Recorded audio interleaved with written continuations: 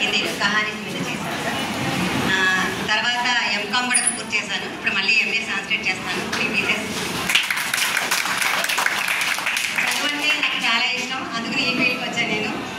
నేను KBC ZPHS boys high స్కూల్లో చేస్తున్నాను.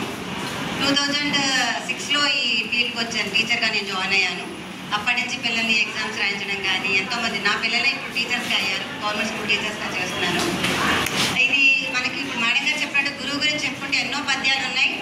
కబీర్దాస్ గారు చెప్పినట్టు గురు గోవింద్ దోవు ఖడే కాకే లాగా ఉపాయ్ బలిహారి గురు ఆపనే గోవింద్ దియో భతాయ్. అంటే మన ముందు గురువు గారు అలాగే భగవంతుడు వీరిద్దరూ మన ముందు ప్రత్యక్షమైతే ఎవరు మొదట ప్రథమ పూజ్యులు అని కనుక ఆలోచిస్తే మన ప్రపంచం మొత్తం కూడా ఏం చెప్తుందంటే గురువే ప్రథమ పూజ్యులు అంటారు. ఎందుకంటే ఆ భగవంతుని యొక్క దారి చూపించేది కూడా ఒక గురువే. భగవంతుడి సాక్షాత్కారాన్ని పొందడానికి సరైన దారి మార్గాన్ని చూపించేది గురువు కాబట్టి గురువే ప్రథమ పూజ్యులు అంటారు. కాబట్టి మాకు మొట్టమొదటి దారి చూపించిన మా తల్లిదండ్రులు నాకు పరమ పూజ్యులు గురువులు. అలాగే నాకు విద్య నేర్పించినటువంటి గురువులందరికీ కూడా ఈ సందర్భంగా నేను వారందరికీ నమస్కారం తెలియజేసుకుంటాను. ఇంకొకటి, గురువు విద్యార్థులని ఏ విధంగా తయారు చేస్తారంటే ఆయన గురు ధోబి శిశు కాపడ సాగుని సిరిజన నికటి శిలాపర్ ధోయే నికటే జ్యోతి అపార్. అంటే గురువుని ఒక ధోబితో పోల్చారు, అంటే చాకలి వారు.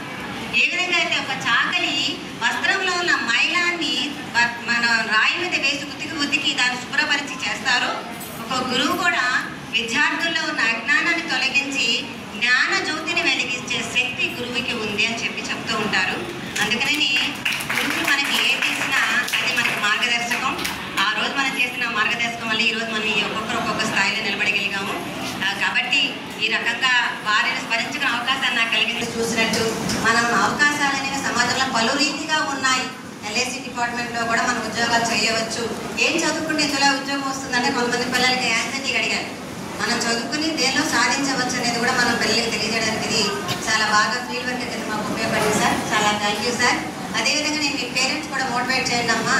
లైఫ్ ఇన్సూరెన్స్ అనేది చాలా ఇంపార్టెంట్, అది జీవితాన్ని ఎలా సెక్యూర్ చేస్తుంది అనేది కూడా వాళ్ళకి తెలియజేయడానికి అవకాశం ఉంటుందని చెప్పి తెలియజేయడం జరిగిందండి. ఈ విధంగా ప్రోత్సహించినందుకు మా పాఠశాల తరఫున విద్యార్థుల తరఫున ప్రత్యేక ధన్యవాదాలు సార్.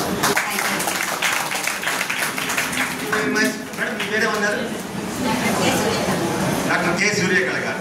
మేడం చాలా ధన్యవాదాలు మేడం. చాలా చక్కగా వివరించారు. చాలా రోజుల క్రితం హిందీ చదివింది మళ్ళీ గుర్తుకొచ్చేలాగా చేశారు. చాలా చక్కగా చెప్పారు. ఒకసారి గట్టిగా మేడం